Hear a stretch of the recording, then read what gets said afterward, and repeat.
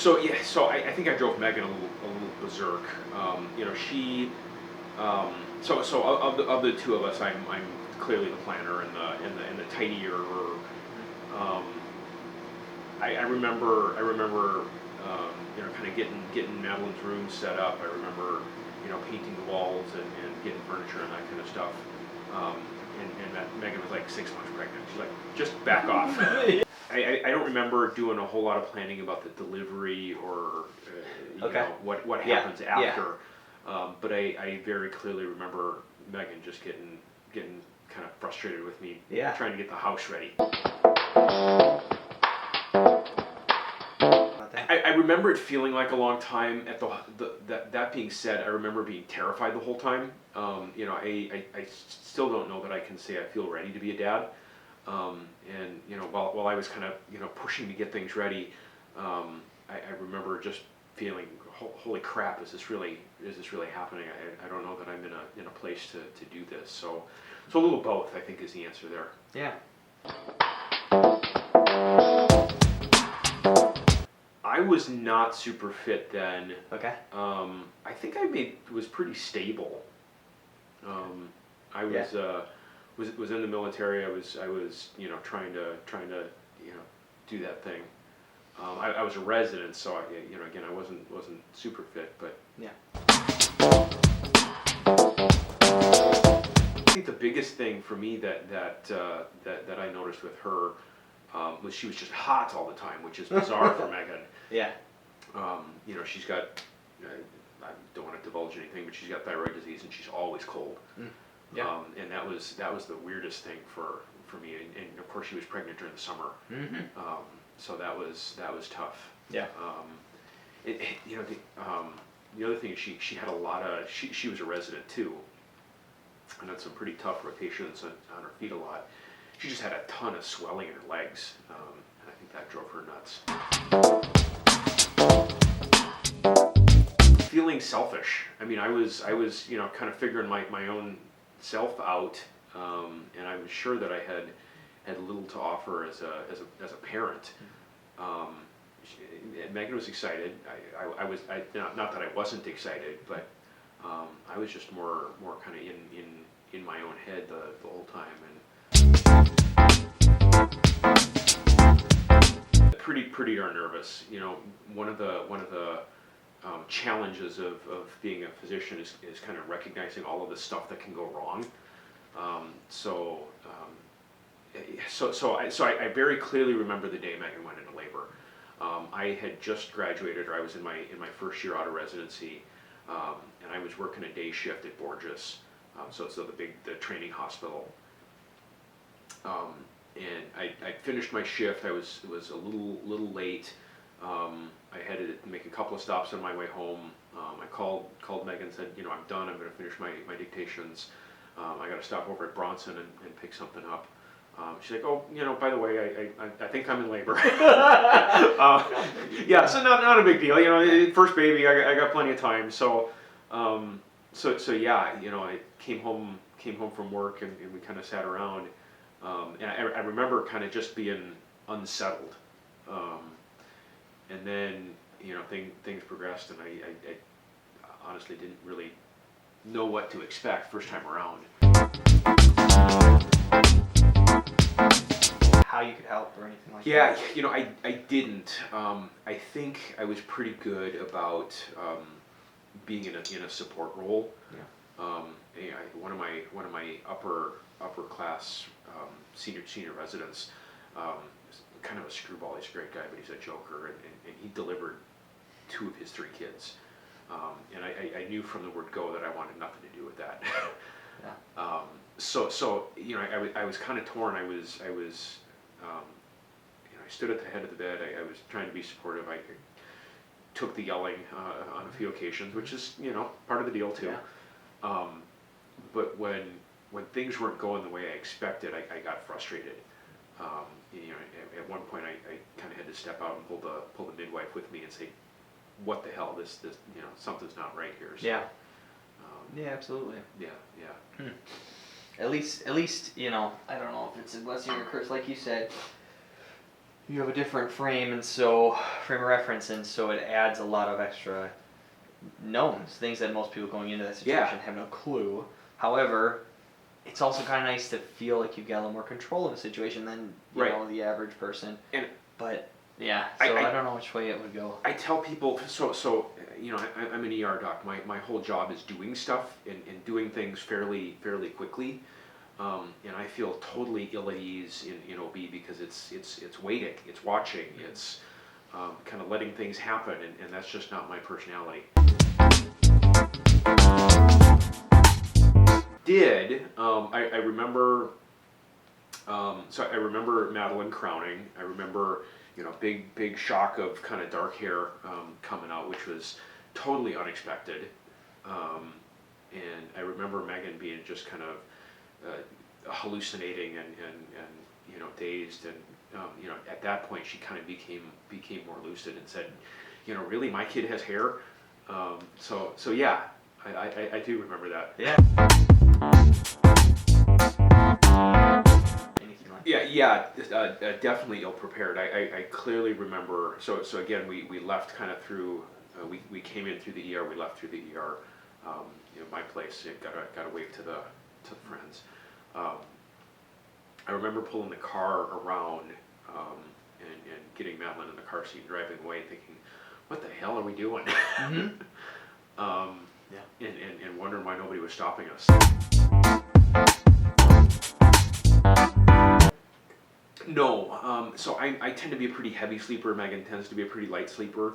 You know, I remember having Madeline in a bassinet next to Megan's side of the bed, and you know, it just happened.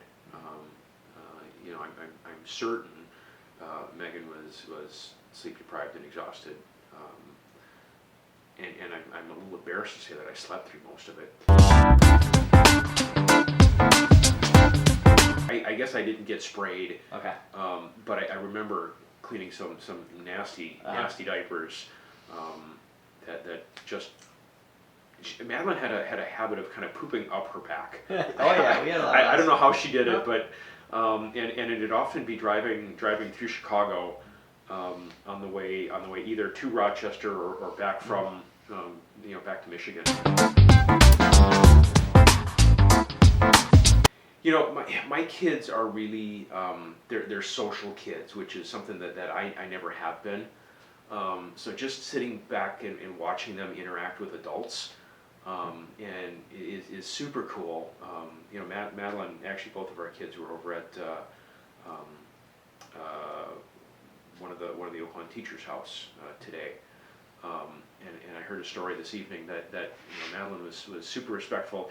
You know, is it okay to call you Sarah, or should I call you Mrs. Place? So I mean, it's just those kinds of things that I don't know where that came from, man. Because I mean, that's kind of the way I was raised, but I don't remember having those lessons with those kids. And you know, so Madeline is just really intuitive and social and has the social sense that I don't know that I ever had. Yeah.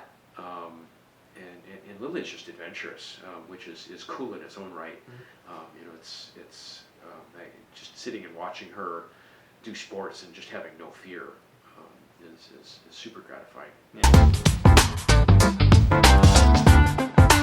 So that first year, you know, like you talked about, that first year was tough for me. There were plenty of days when I was home alone with Madeline, and I just remember struggling with, you know, she'd have a crying fit for whatever reason, and like I have no idea what to do, and just getting crazy. You know, again, trying to do my own stuff and then trying to figure out how to manage that. I remember a couple episodes that just didn't go well. You know, again, fortunately we all made it through them. But Yeah. So I've always heard that 2 to 3 is kind of exponentially harder. And obviously we've only got 2, so I don't know if that's true or not. I do feel like, you know, I don't know. I feel like we had the experience with 1, I feel like in a lot of ways the second was easier. I don't know, maybe I've repressed it all, to be honest with you. I think Yeah. a big part of parenting is that, and it's got to be an evolutionary thing to make you have more kids. Yeah, It's gotta yeah. Be, you forget so much. We've had 3. Nothing should be a surprise, but still everything's Is yeah, different yeah. each time around, Mhm. yeah. So no, I guess I can't pinpoint one thing. Yeah. There were certainly differences though. So Madeline is remarkably maternal, as Megan is.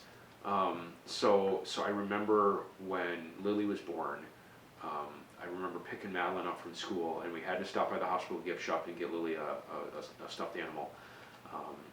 And I remember kind of Madeline walking in and handing Lily the stuffed dog, a little brown chocolate lab, and sitting there and holding her. Yeah. So she adapted to it really well. I don't remember any stories of, Madeline wanting to get rid of the new baby or those kinds of things. Yeah. I think Lily was a doll from day one. I think 2 things. Early on in our parenthood, Megan and I did the division of labor that Megan does the wellness and I'll deal with the bumps and bruises and cuts and scrapes. And I think that's still the trade-off. Mm-hmm. Both of our kids here, Megan and I talk work frequently, and they picked up on some of the nuance there. Fortunately, they are tolerant of us having weird work schedules. When I work nights, Madeline is ecstatic because she gets to sleep in bed with mom. So those are fun to see. Lily was dancing around the other day and whacked herself in the lip with something, and Madeline was right on it and kind of knew what to do and took care of things. That's cool. So Yeah. So it's very cool. And they both played doctor from an early age. And they love to go into the hospital with Megan and see the newborns in particular.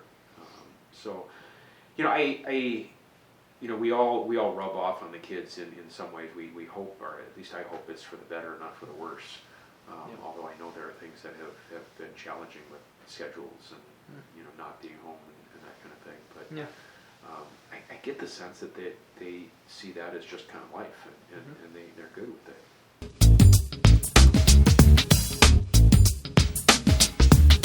So in a lot of ways, I think my kids are pretty tough because I make it a point not to coddle them.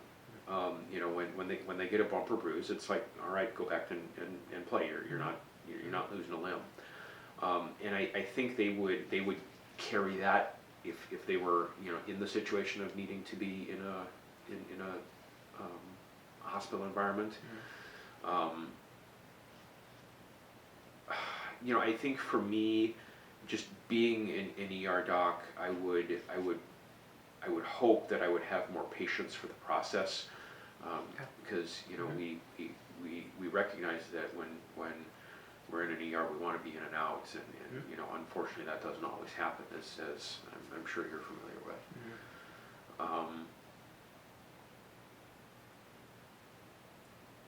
I mean, the cool thing is my kids all know my partners, so I think that for them that it'd be at least partly a social visit. Yeah. Oh yeah. No, I get that. Yeah. So for me, it would be trying to make sure that I had patience and stuff to kind of try to keep them distracted and keep them busy. For them, I think they would be more at home in that environment than I think some other non-medical family kid would be. Yeah. Just because they've been there and they kind of know it. Mm-hmm. Well, I think it's a good point it's a scary place in general, and you're coming in at a scary time. But it's a good point to remind your kid, or when you're trying to distract them from with anything that Whatever. it's just other people. It's Yeah. just, it's doctors. You can ask about their stethoscope. Yep. You can ask them questions. Yep. That this can be halfway social or halfway fun or whatever. And I If tell they're you, not, screaming and bleeding or something. yeah, kind of going the other way. I think being a parent has made me a better physician because I can relate to those, those issues when I see them in kids.